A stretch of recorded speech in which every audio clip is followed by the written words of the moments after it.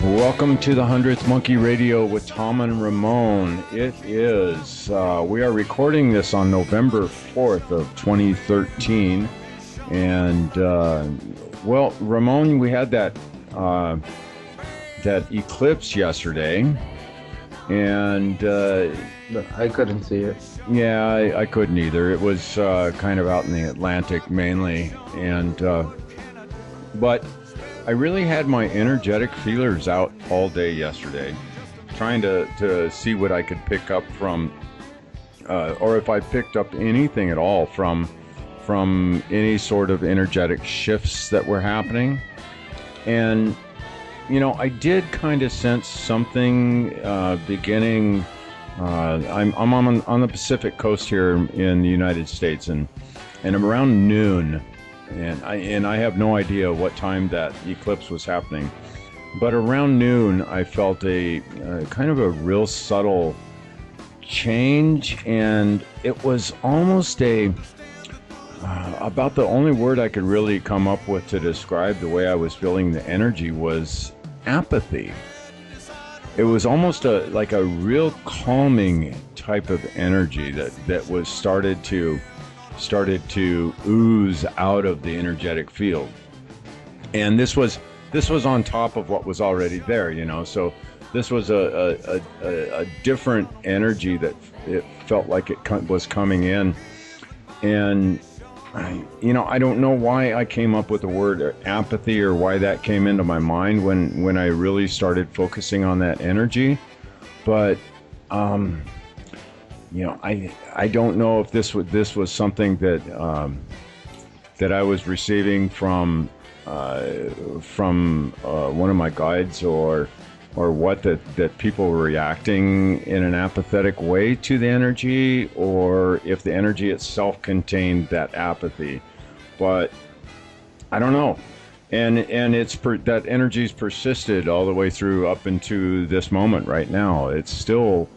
It feels like, I don't know, I guess it could be termed as calming. I don't know. I'm not sure. We'll have to wait and see. I didn't see anything happen at all across the planet. Really groundbreaking stuff happen. Yeah.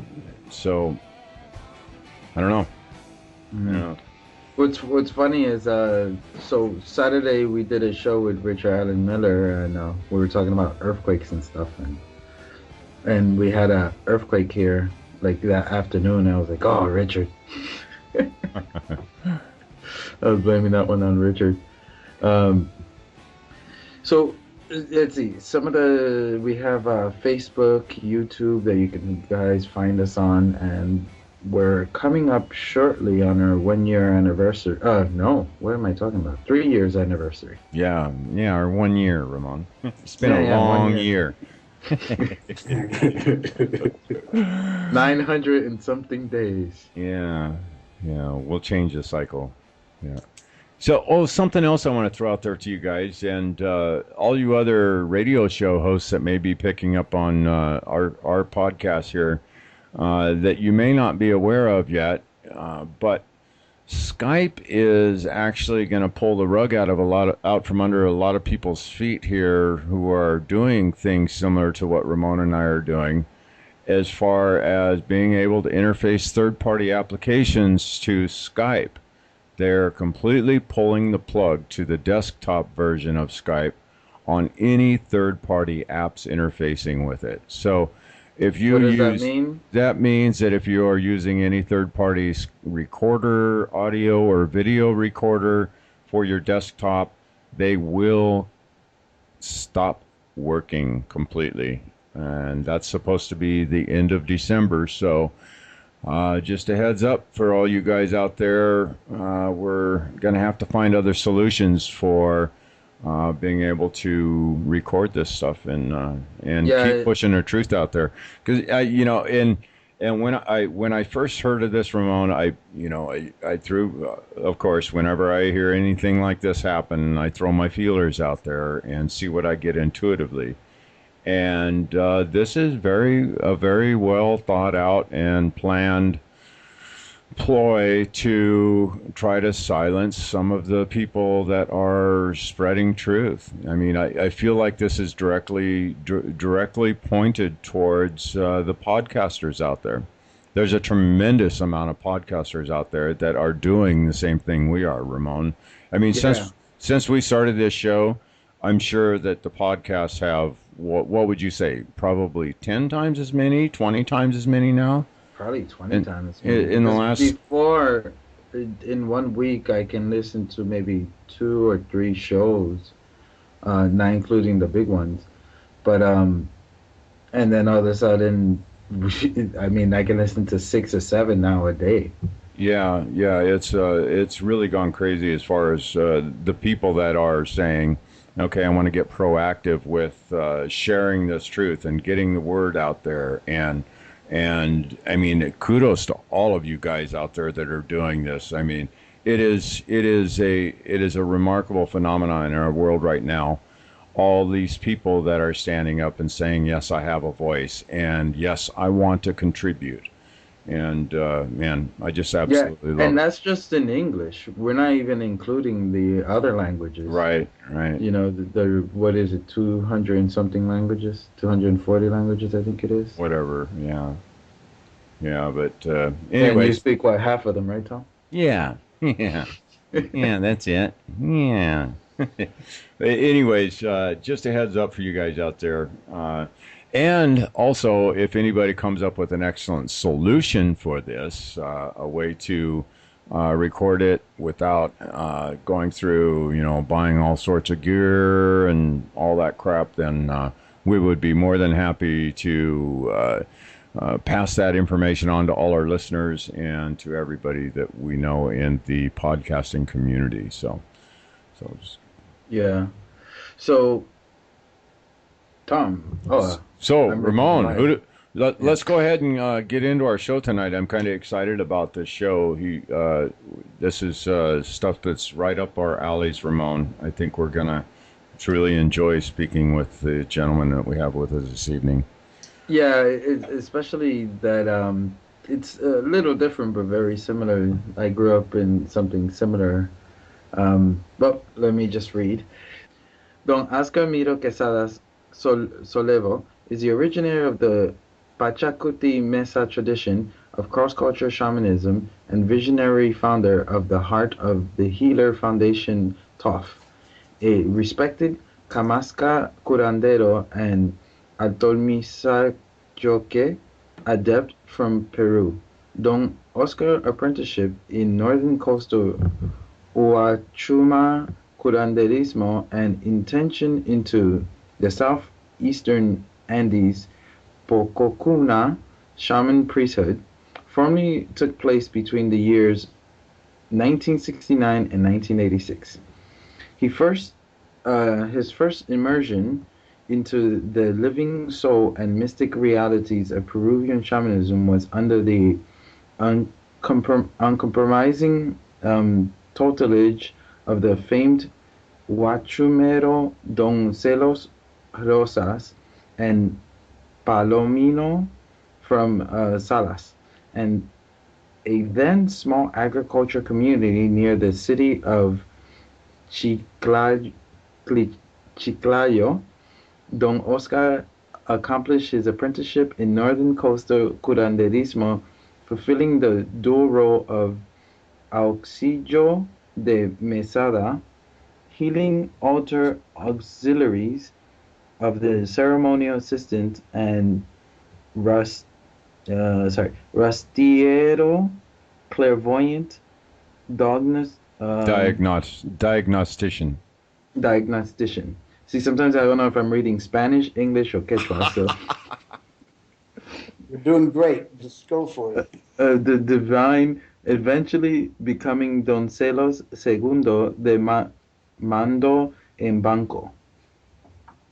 Second in command for crossing sessions throughout the winter months, June, July, and August in the Southern Hemisphere of each year into Don Celos untimely. Sorry, I just reached the end of the page. Untimely passing in July of 1982. There we go. Thank you. All right. Well, welcome to the 100th Monkey Radio, Don Oscar. Thank you so much, my friends, and sorry for that difficult intro that is in print. Probably you pulled that from my website, and a lot of long words, yet it's not meant to be that complicated, because this is a tradition that is born as a labor of love, and that's the bottom line. Yeah. Before we get started, there's some words that I recently, because here in Japan there's a lot of Peruvians, and recently I made a kind of discovery, because in Dominican Republic most of the all of the indigenous culture was wiped out, but some of the traditions and words were left behind.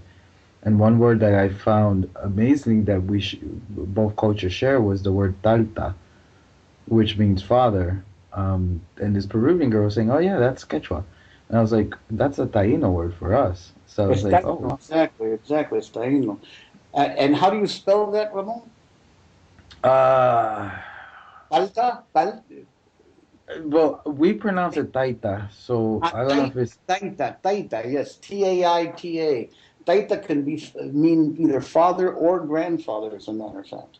Yeah, and that's the same for us. So I just found that amazing, just the link. So I was just wondering, if the cultures were completely intermixing pre-Columbus and those guys.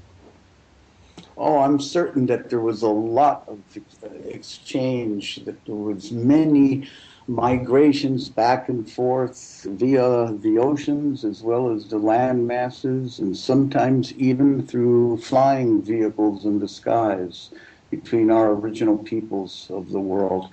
So yes, language will be shared, and there's a lot of linguistic similarities out there.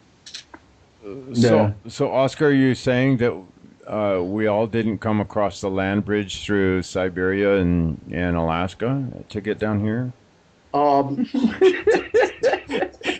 That's the official story, right? Not only am I saying that, I just find it a very limited and unimaginative origin of the beauty of our original peoples. So I'm saying just the opposite. I'm saying probably most of the pivotal moments of arrival were across the ocean, in just like Thor Heyerdahl proved in his Kon-Tiki expeditions. Right. Yeah, I was just gonna mention that, how he what was it, from Easter Island? He went to Peru, or the other way around? I can't remember. He navigated both from the northern coast of Peru to Egypt, as a matter of fact, and then the other way around from Africa and Egypt to Easter Island, and then of course did the whole route within Polynesia in that area as well, and it showed that conclusively. Right. Yeah, and they still haven't changed the books. Yeah. Well, at least there's reference to them nowadays. We're a little slow. The powers that be are really, really sluggish. Turning The big boat. Mhm. So, how did you get into this? Did you kind of slip and fall and woke up one day and you were an apprentice, or? Well, it all depends on what your flavor of interpretation is. But yes, that's a good way of putting it. uh, um, where can I go? Okay, well, Lessons in Courage, Peruvian Shamanic Wisdom for Everyday Life is a book, my first book that I've ever written. And, it's pretty well narrated in there. I co-authored that with a very respected anthropologist, the world's leading expert in female folk healers of Peru, Dr. Bonnie Glass-Coffin. But my story is well narrated there in that book. What happened is very simple. Um, I am a child of of the 60s and very much into altered states of consciousness and exploration of visionary uh, incursions into alternate realities. And so as a result, I was experimenting quite a bit with, psychotropic substances in my early teenage years. I began to prepare the visionary huachuma, which you mentioned in your introduction, which is a Quechua name for the San Pedro mescaline cactus. At age 14, I began to prepare that. And over the years, I had heard about this extraordinary healer, Don Celso Rojas Palomino, that lived in Salas up in the northern coast, who was the supreme ritual master of the use of San Pedro in a sanctioned, consecrated healing manner. And people from all over South America used to come that had chronic conditions and had given a few months of life, and the stories abounded of Don Celso's ability to reverse this very terrible fate that they came to share with him through his healing arts. And I was a surfer too. So I went up on a surf trip to the beach of Huanchaco, which was 2 hours from Salas, where Don Celso lived, and with three buddies of mine. And, we were just surf bums, really, just eating what we could along the way and sleeping on the beaches and catching a few waves and all of that. Now, there's a background to this also. I wasn't that way all the time. So we showed up to Don Celso's place, and Don Celso looked at us, and he told my three, bros to get out of there. He said, "You go, you stay," and he pointed to me, and I stayed. And that first night, that was in 1969, and that first night he introduced me. It was a Tuesday. It was Tuesday night, I remember. He introduced me to his healing art, known as kamasqa, which means creative, curanderismo, healing. And out of the central of his altar space, and he was serving the local community there, out of the center of the ceremonial ground emerged this light. And once again, this is all detailed in Lessons in Courage in this book. This circulating this light that eventually coalesced into these three. And remember, these ceremonies are done in the pitch dark, preferably on a new moon night. And you keep the lights off, there's no light. And emerged these three wizened beings that I call the Shining Ones. They had visited me, but I had become amnesic and forgotten about this when I was 10 years old, and basically cured me of asthma. And I can tell you that story a little later. Yet they came out of the central of this ceremonial altar ground of Don Celso's, and they were in white long robes and wispy long beard and hair, and an extraordinary, inordinate expression of compassion and unlimited love was just pulsing from them, right? And Don Celso elbows me and says, "Do you remember them?" And that just blew me away, man, because think about it. Here's somebody who was seeing these same beings that had visited me at age 10 that I had forgotten totally about, that resulted in the cure of a very severe asthmatiform condition I was carrying, that I needed cortisone in my IV to be able to even breathe, and I'd be taken to the mountains. And he was seeing these beings, and they started to telepathically transmit. And this may sound very incredulous, and I don't blame some of the members of your listening audience to say this guy is. No, I think they've all had weird experiences. Okay, so anyway, these beings proceeded to communicate telepathically with me, and I started to gradually member, bring myself back into membership with a spiritual universe that I had put on hold. And so that's how I first got to become passionately, how I fell and hit my head and woke up in that moment, if I can answer your question. Yeah, that really sounds like the wave brought you in. Tell our listeners, what does the santerismo and curandero exactly mean? Because I know a lot of people are not familiar with those terms. Mm-hmm. Well, Santeria is different than curanderismo. Santeria is more of a folk healing system that is derivative of coming together of Yoruba, African tradition with folk Catholicism, and it's practiced in the Caribbean area for the most part. Curanderismo is practiced both in the Mexican highlands and as well as in many parts of indigenous South America. To curar in Spanish means to heal. So curanderismo is the act of healing, right? And it involves, it's a spiritual science, basically.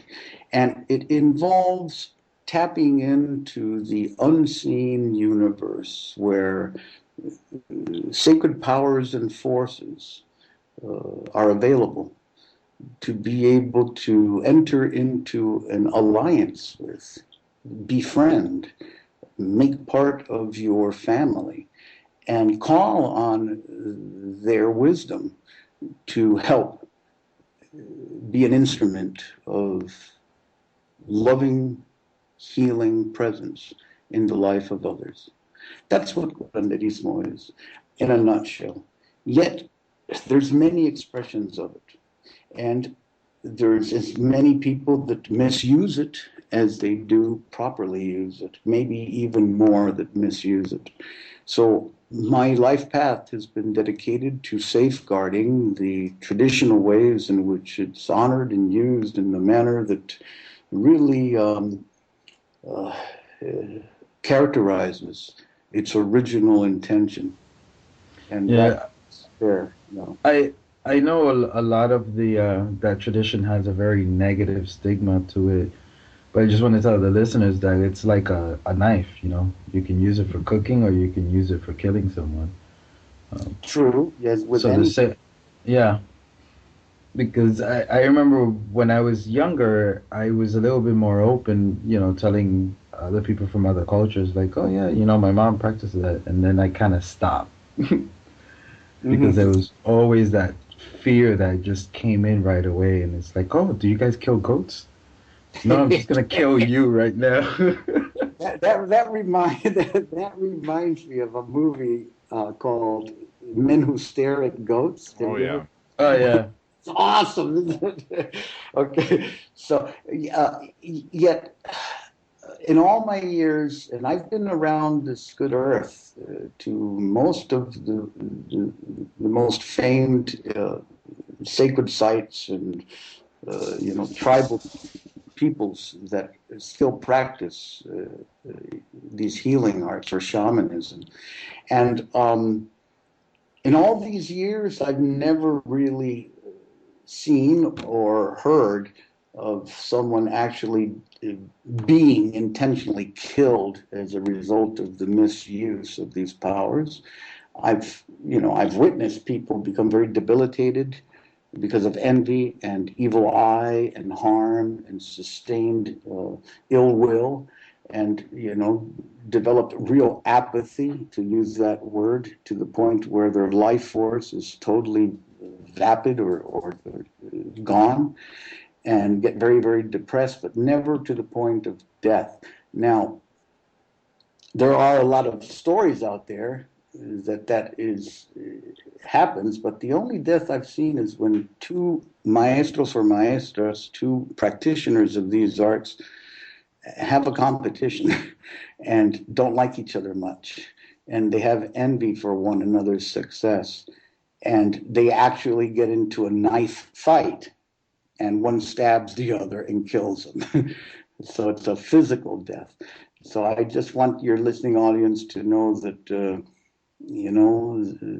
fear of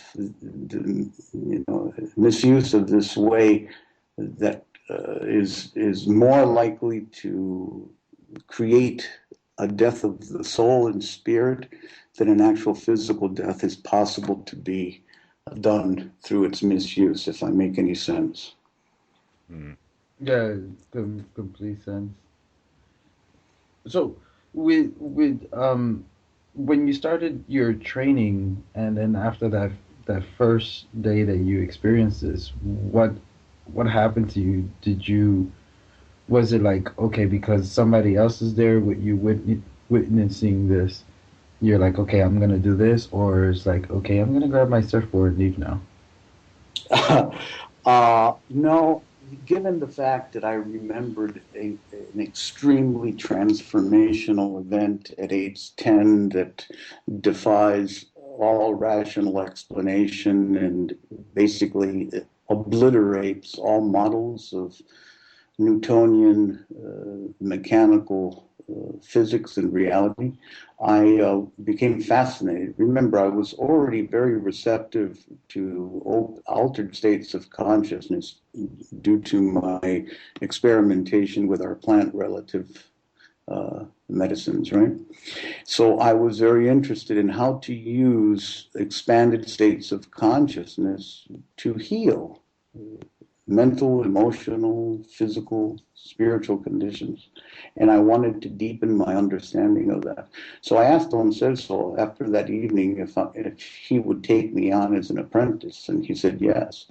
And that was the beginning. And, I came to the United States. My mother was Italian American, my father Peruvian. She had a brother up in Connecticut that had a small contracting business. So I came up here and worked construction as a laborer, and then eventually became a mason, and was being paid under the table. And to me, it was a fortune. So I'd save up my money and then go every summer in the Northern Hemisphere. I would go down to Peru and spend with Don Celso, and then come back up, and that went on from 69 to 82, even during my university education. And that's how I got started. Hmm. And so where did you go after your training there in 1982? What did you do to further your education in the shamanic arts?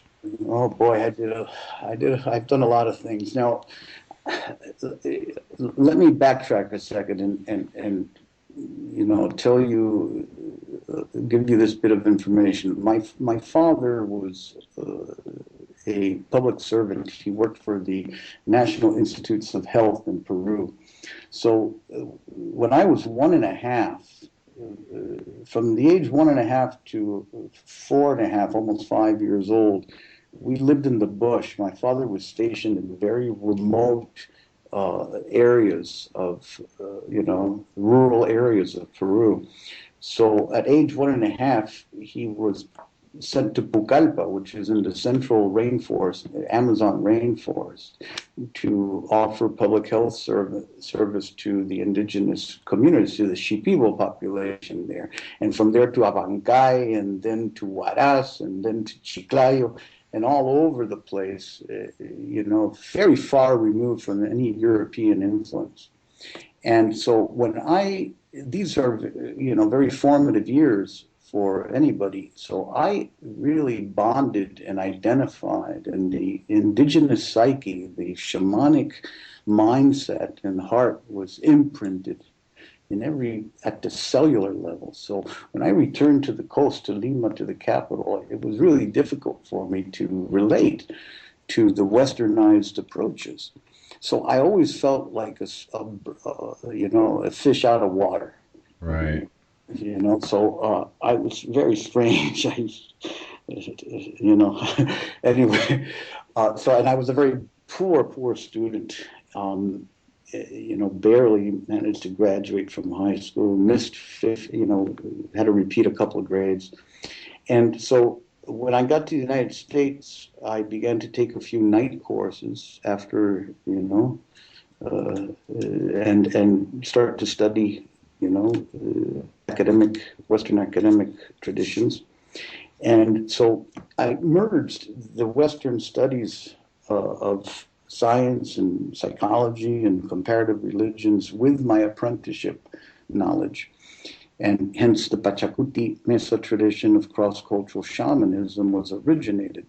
So from 82, when Don Celso passed, 2 months before his passing, they sent word to me, I was in the United States, that Don Celso was on his deathbed. He was ready to pass over. He was only 64 years old. And so I couldn't believe it, because the guy was amazing. He earned his right livelihood being a sugarcane grower and harvesting that and making cañazo, which is the distilled rum of the sugarcane, and also chancaca, which is like a molasses. And so we spent so many moons in the fields with him. That's where my apprenticeship really took place. And so I go there, and he sees me, and he says, "Son, I'm ready to join our ancestors in the Hanakpacha, in the superior realms, And so I need to ask you a favor. Our own people are a bunch of idiots. They consider what we do, what I do, as superstitious, as worthless. They're discrediting. They're even, pursuing us and putting us in jail for practicing these arts. And the only way we can keep these arts alive and wake our own people up to their value is if they see gringos practicing it. If they see people that they want their blue jeans and television and hamburgers and all this stuff that they crave, and rock and roll music, if they see people that they admire because of their advanced lifestyle practicing our own healing rituals, it's the only way they're going to be able to find value in them. And you're the person to do it, he said. And I said, holy shit. So he said, go to you speak the languages perfectly, both Quechua and Spanish and English, and go to the home to the northern regions and teach gringos about our ways.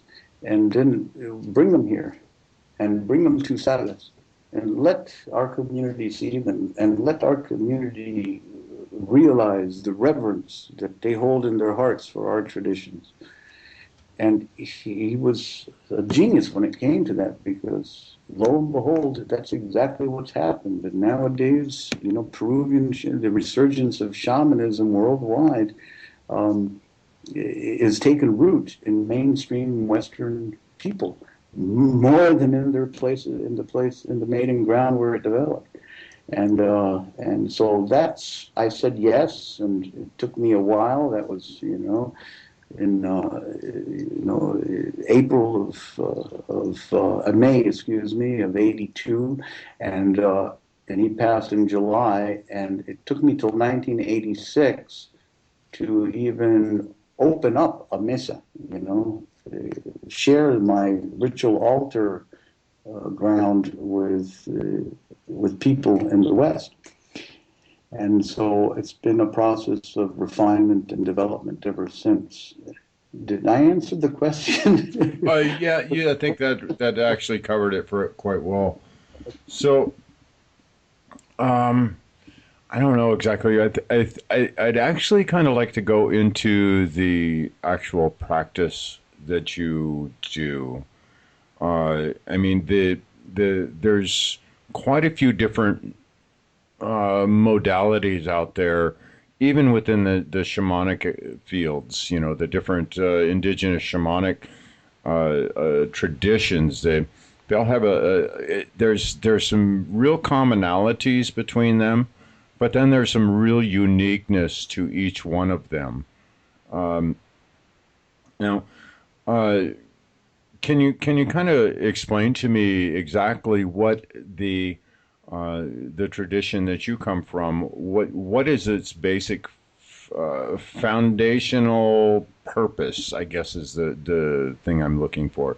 What's a primary purpose of the shamanism you're performing?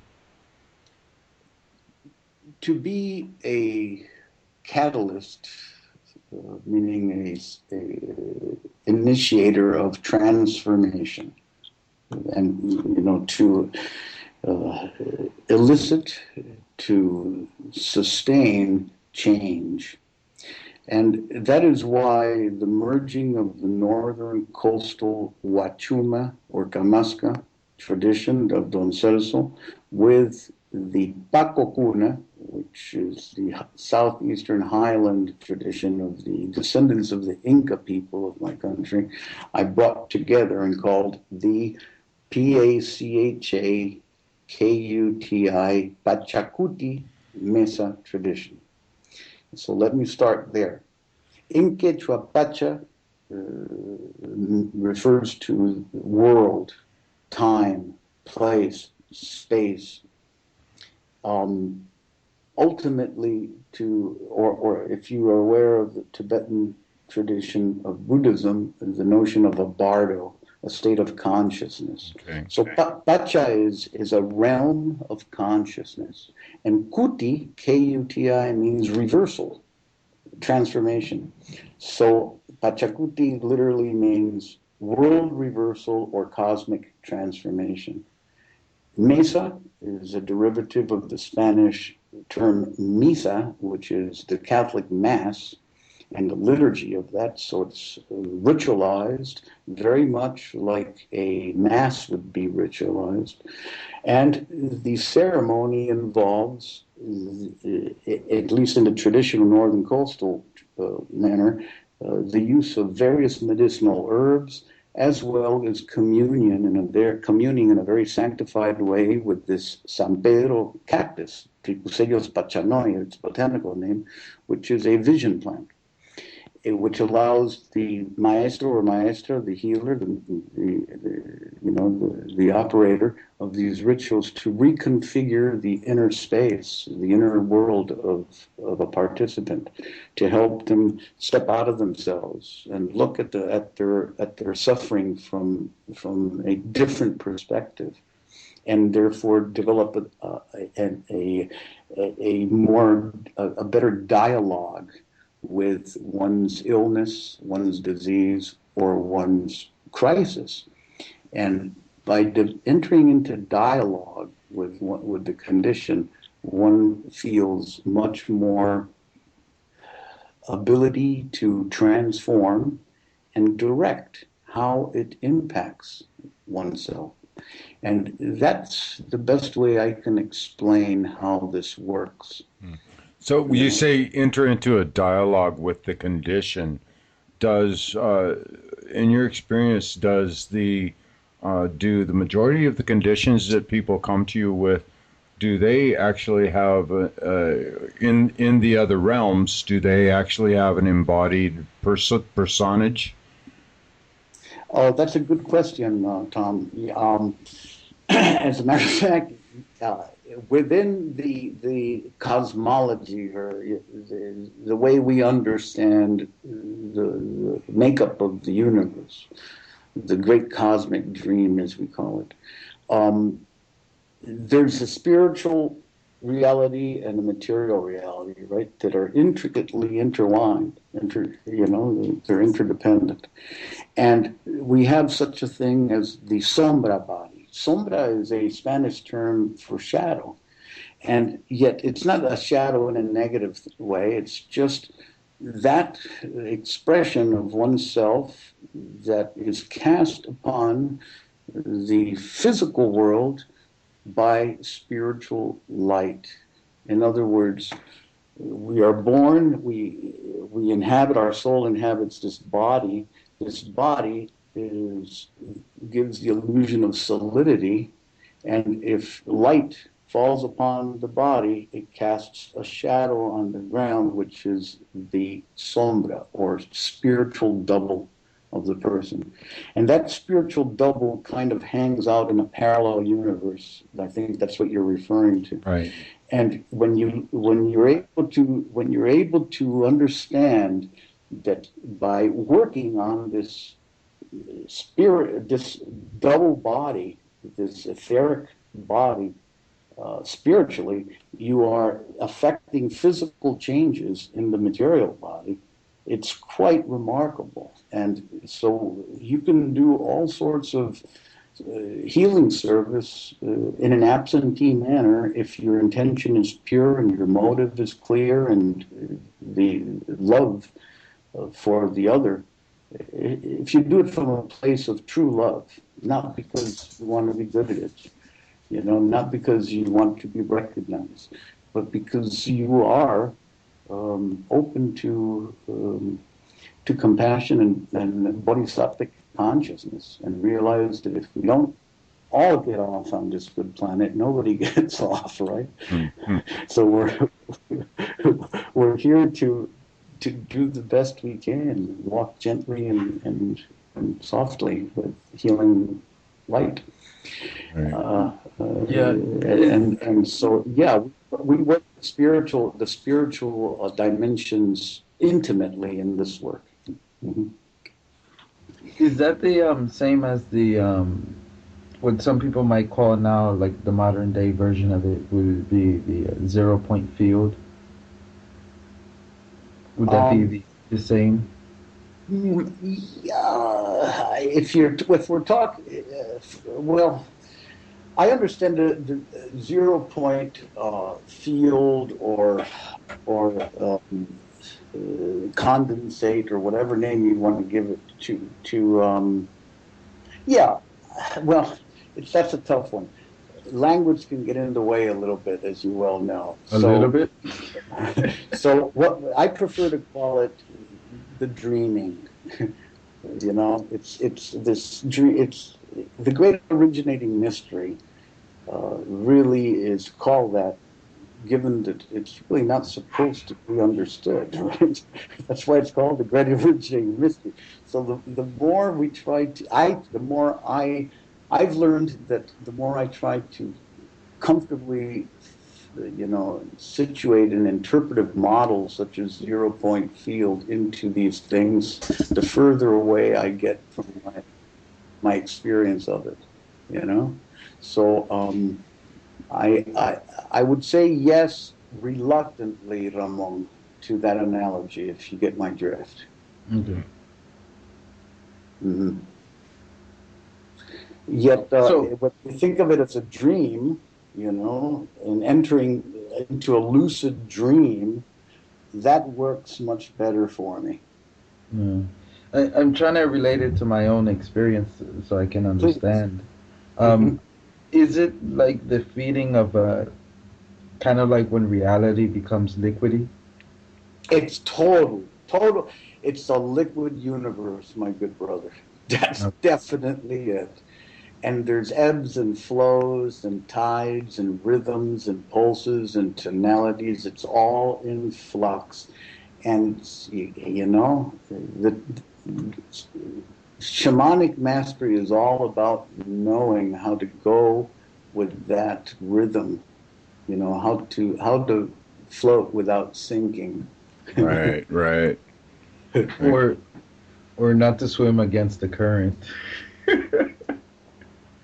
Hmm.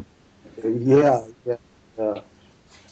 The only time there's a current is if you get too high, that you have to swim against it.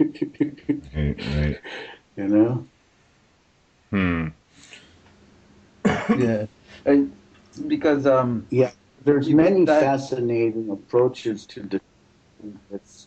Uh, yeah, I was gonna say because that entering that state, at least from my point of view, it's not something that I can say, okay, I'm gonna enter that today at 8 o'clock. It's just like it has to happen on its own, kind of. From are you able to enter that state at will? Um, this is how I would answer your question. There's different levels in my experience of accessing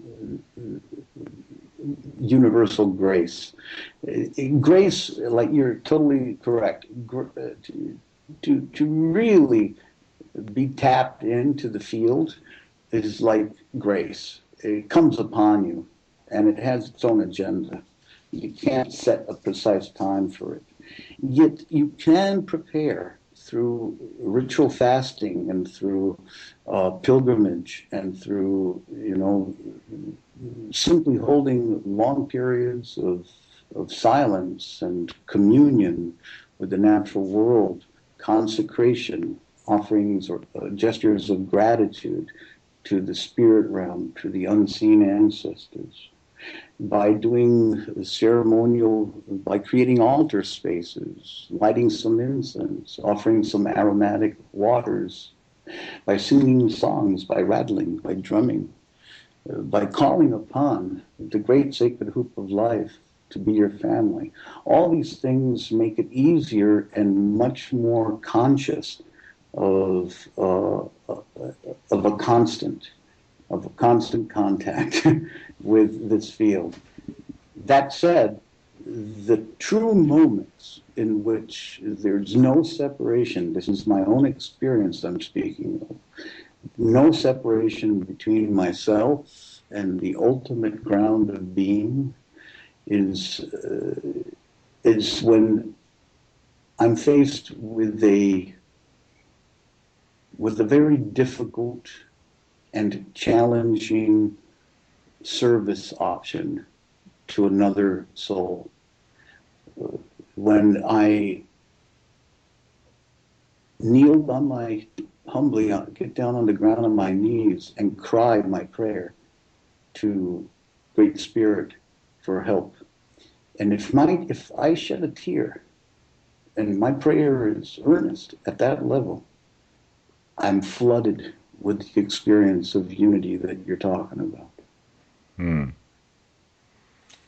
It had, there's so much of this has to do with, and this is my experience speaking now. So much of it has to do with the uh, purity and the integrity of the intention. It's been and the truth of the, I guess integrity covers that, but the true heart that is put into the experience is what makes it a brings that divine essence into it. Well said, brother. Exactly. Exactly.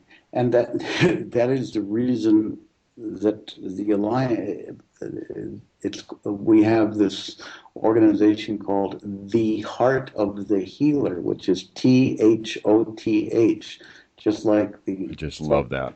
Army's thought, the Heart of the Healer, and it's no longer a foundation, it's an alliance. We did a little shape shifting, so this year it became an alliance rather than a foundation.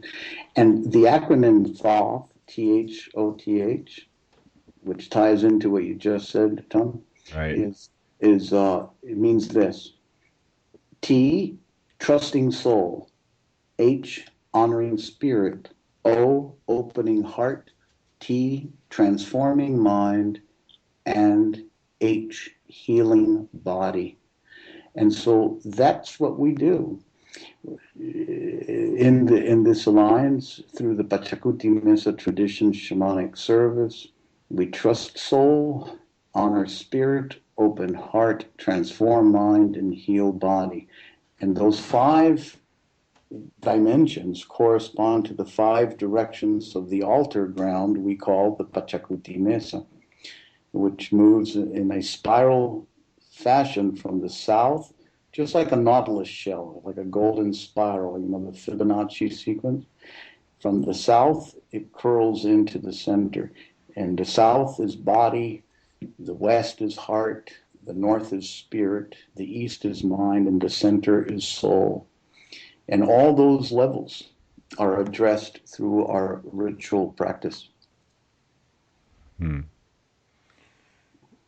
So shamanism is really, really made a resurgence into our society. And, I could ask you the why has that happened, but I think everybody really understands that we're in a time in our history on planet Earth where it is definitely time for humanity to wake up. And I'm just I guess instead of asking why shamanism is making this great resurgence into our society, I guess I would ask, what is there something that is unique within shamanism that it has to offer to the planet that you would say is one of the more poignant or important aspects of what it has for the planet right now? If I would choose the core contribution of shamanism in today's world, it would be that it offers a sacred path, a spiritual practice that brings us fully into an experience of reverence for our earth. So instead of, like Western religions, always focusing on the afterlife, on doing good deeds so that you'll go, St. Peter will allow you to go through the gates of heaven or something like that. Or even Eastern religions emphasizing that, we have to empty ourselves, we have to dissolve and, follow a path of denial of the flesh and transcendence of our senses. Both of them, forget that the earth is our mother, that, until we get it right in this dimensional plane we call Gaia, everything else is inconsequential, And so I feel that there's a lot of people that are disenchanted with organized religion for that particular reason, because they cannot really, it's based on belief rather than experience. And shamanism is all about experience, when people ask me, do you believe in God? I say, I don't believe in anything, BS is belief systems. What I experience. Oh, you like that, Ramon? Yeah. What I experience is what I do. I'm not going to go ahead and take in anything. To have faith is way beyond belief. And faith is trust. And trust is all about waking up, for myself, is all about waking up with gratitude, no matter how screwed up my life is, or no matter how blissful my life is in that particular moment or juncture. And just knowing that, it is what it is. And where else can I go? I'm here. Might as well do the best I can with being here. That's where I see shamanism contributing the most to restoring sacred trust between humankind and the natural world, which is very, very much in demand nowadays.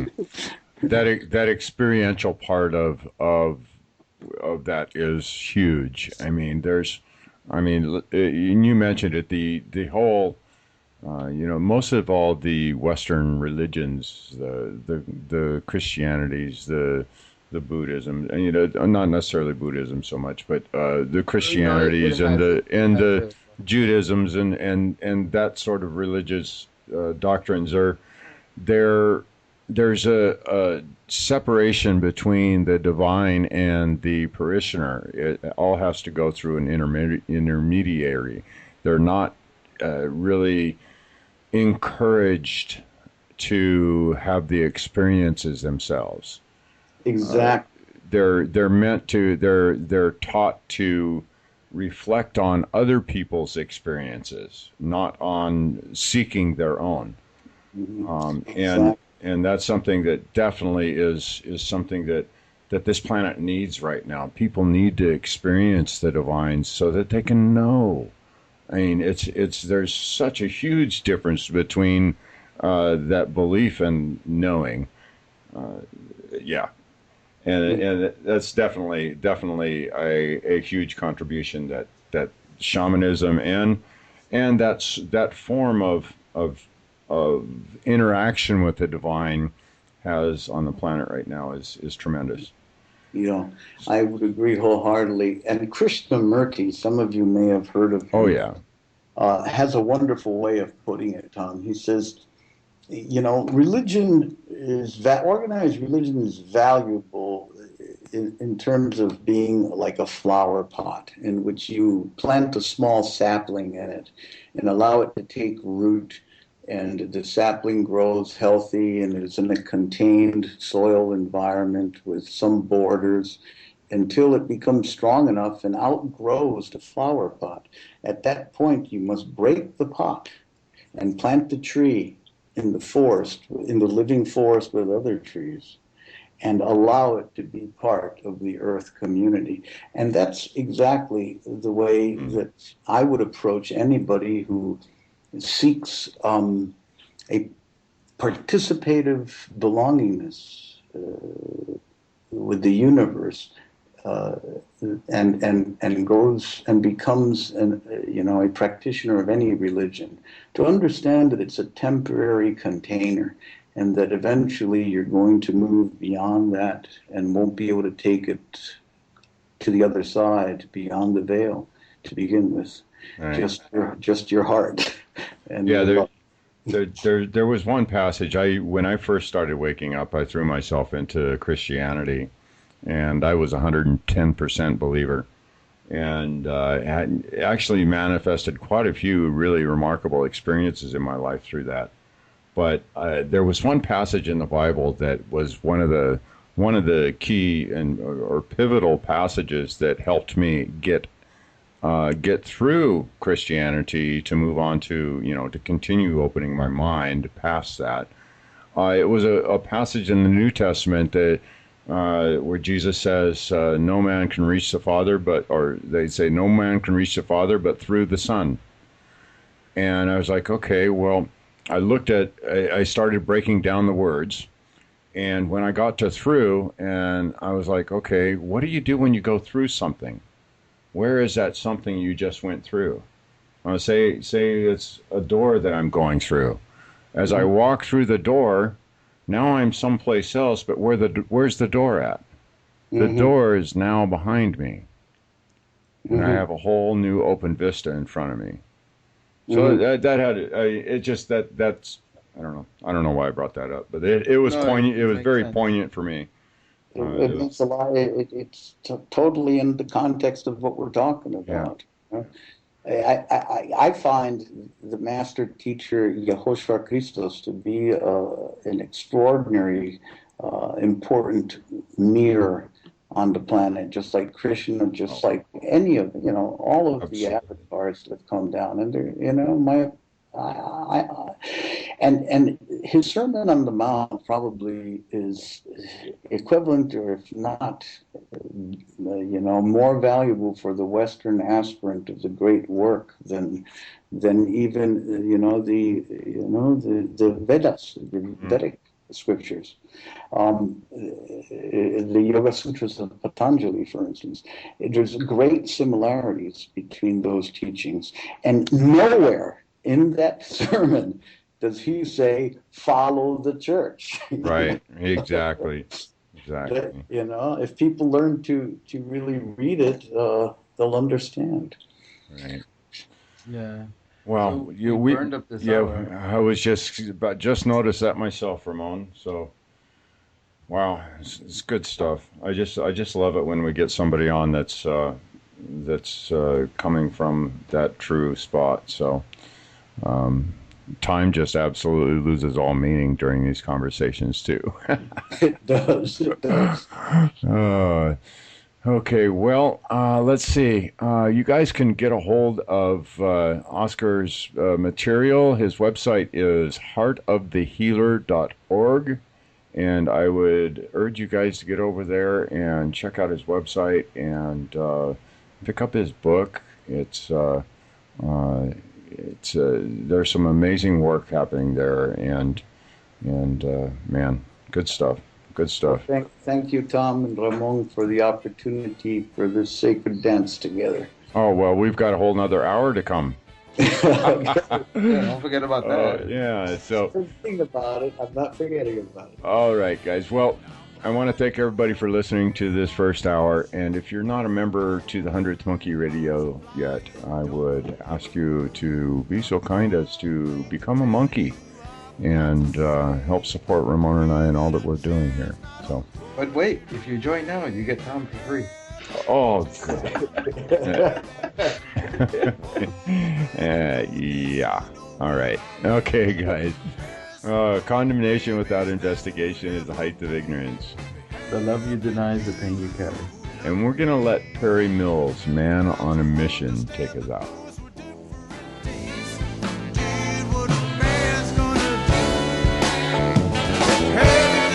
Running high to change my ways. Well, I made my decision. I'm a man on a mission of loving you.